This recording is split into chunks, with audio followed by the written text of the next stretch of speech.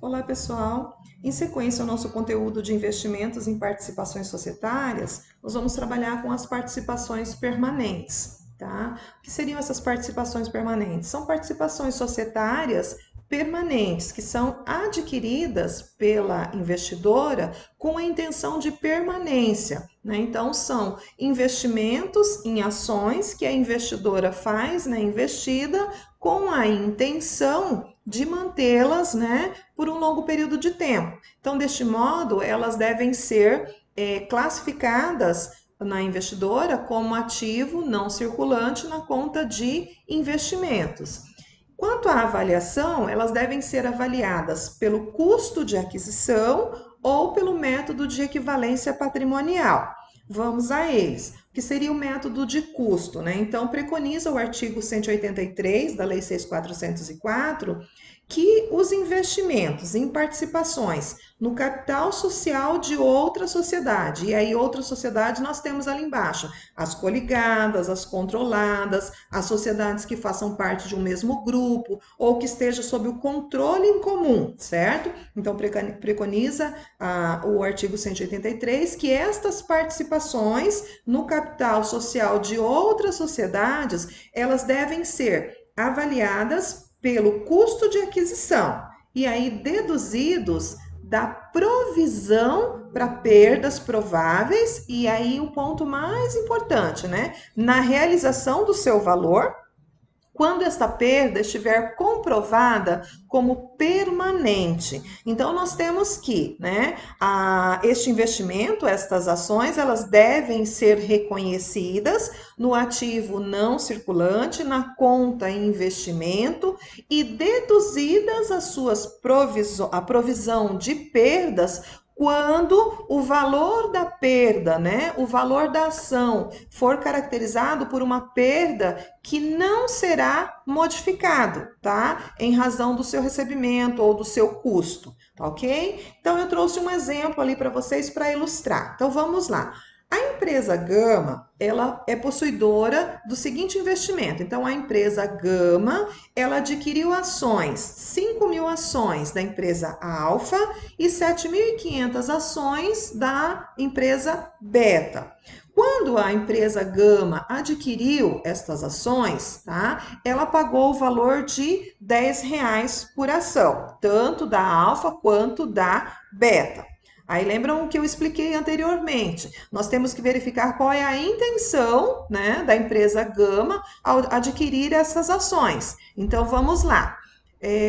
Sendo que emitidas por Alfa são investimentos temporários, ou seja, estas ações da empresa Alfa, elas devem ser contabilizadas no ativo circulante, porque são investimentos temporários, disponíveis para venda. Já os da Beta são investimentos permanentes em outras sociedades. Tá? Então, devem ser classificados, né, na conta de realizável a longo prazo, na conta de investimento. Vamos à sequência. No encerramento do exercício, as apurações dão conta que as ações possuídas por Gama mantêm igual valor na cotação da bolsa por 9. Ocorreu então que a Gama comprou a ação por 10, no encerramento do exercício elas estavam valendo 9.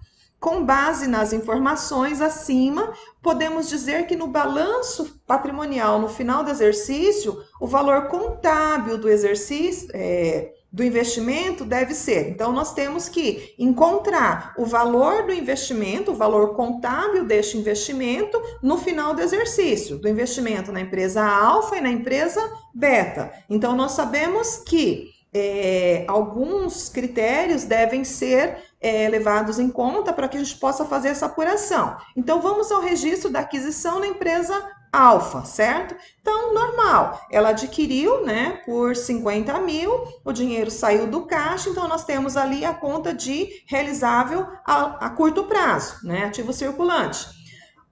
Como o valor justo no balanço patrimonial é de R$ 9,00 por ação, ou seja, houve uma perda de R$ 1 por ação, a empresa Gama ela deve ajustar essa participação, certo? Na sua demonstração contábil, porque ela é uma participação societária temporária, certo? Então, ela deve ajustar este valor a um valor justo. Como seria isso, né? Então, o valor de custo 50 mil, menos o ajuste referente a esta perda 5 mil, ela tem o valor das 5 mil ações ao valor de 45, certo? 45 mil. Então, como ela vai fazer o registro, né, desta perda. Então, nós vamos deduzir, né, na conta de, desculpa, debitar na conta de ajuste de avaliação patrimonial, a conta de resultado, certo?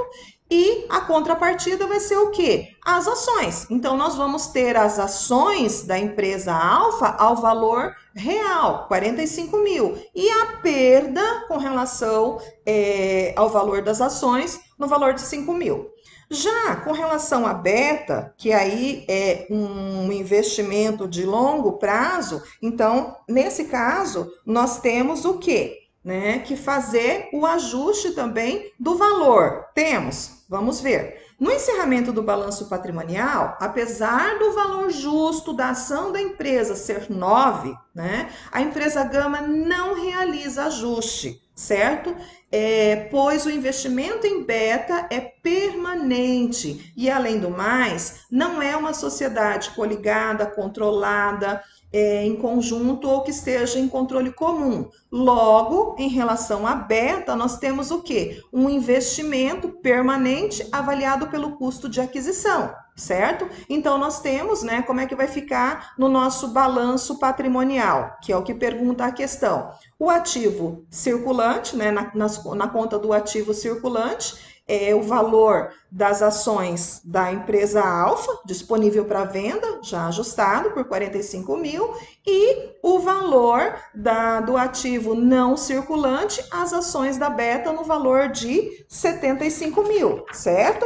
Porque nós temos, né, que esta empresa Beta, ela só teve o quê? Uma perda de desvalorização no valor da ação, mas isso ainda não foi realizado, isso não é permanente. Essas ações, elas podem se valorizar novamente, né? Então, nesse caso, em se tratando de ações, né, permanentes, investimentos permanentes, nada se fará, certo? Então, respondendo à questão, nós temos um total de investimento de 120 mil reais, tá? Explicando, tá? Com relação à questão, caso o valor justo das ações do Beta fosse decorrente de um incêndio, por exemplo, nas instalações, algum sinistro, aí sim, isso se caracterizaria uma perda permanente. Aí sim, nós iríamos fazer, né, a provisão de acordo com o seguinte lançamento. Como seria, né? Teríamos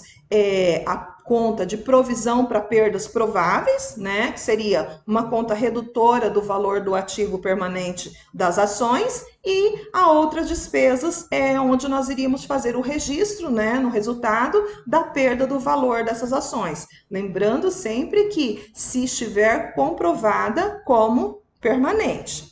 Então, em termos de investimento permanente, nós vimos pelo método de custo. Agora, nós vamos ver quando é pelo método de equivalência patrimonial. Pessoal, a equivalência patrimonial é como o próprio nome já diz, uma equivalência referente ao patrimônio. Então, verso o artigo 248, da 6.404, ele dispõe que os investimentos permanentes em participação no capital social das sociedades que sejam coligadas, controladas, sociedade controladas em conjunto, tá? E sociedade que estejam em controle comum, elas devem ser avaliadas pelo método de equivalência patrimonial. Então, quando for um investimento em sociedade coligada, sociedade controlada em conjunto, ou sociedade que esteja sob controle comum, deve ser feito pelo método de equivalência patrimonial. E o que vem a ser esse método de equivalência patrimonial?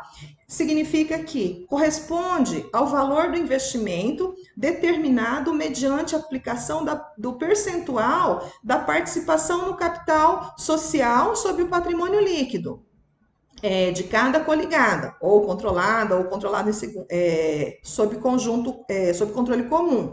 Então, pessoal, nesse caso, o investimento, né, avaliado pelo MEP, que é o método de equivalência patrimonial, ele é inicialmente reconhecido ao custo, certo? Então, a aquisição das ações, ele é inicialmente reconhecido ao custo. E como é que nós vamos ajustar esse valor dessas ações? Então, vamos supor que a investida tenha obtido lucro, certo? E aí este lucro ele vai ser repassado, né? Esse lucro que foi apurado no resultado do exercício, ele tem que ser repassado à investidora, certo? E este lucro ele vai ser repassado mediante o quê? A equivalência do investimento. Então vamos supor um exemplo, vamos supor que a empresa investida tem obtido 100 mil, né, de lucro no resultado do exercício, tá?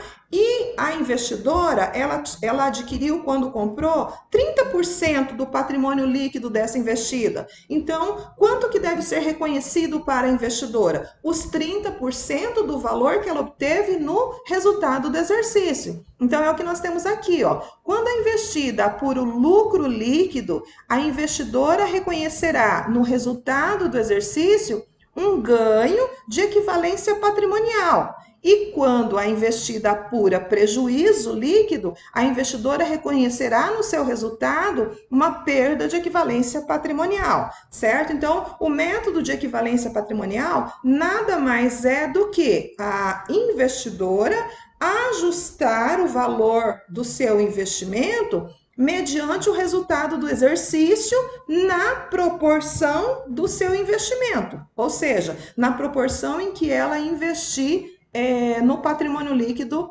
da investida. Então, pessoal, em termos de investimento temporário, permanente, e é isso, finalizamos por aqui.